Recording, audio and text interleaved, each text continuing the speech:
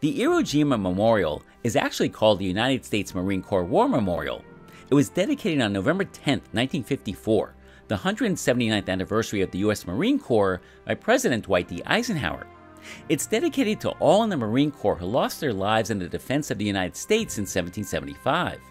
In 1961, President John F. Kennedy issued a proclamation on June 12th that a flag of the United States should fly over the memorial 24 hours a day, one of the few official sites where this is required.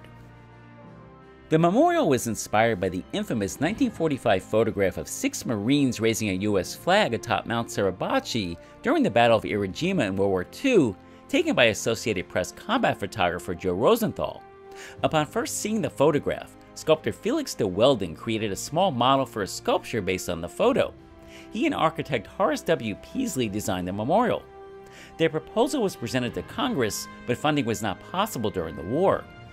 In 1947, a federal foundation was established to raise funds for the memorial.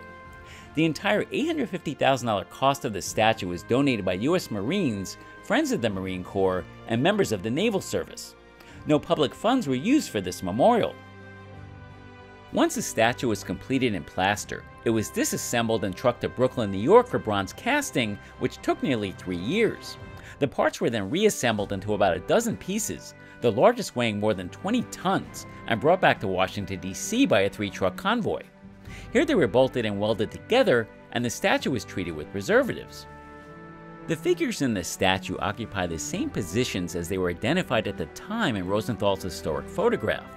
The soldiers were Ira Hayes, Franklin Sousley, John Bradley, Michael Strank, Rene Gagnon, and Harlan Block.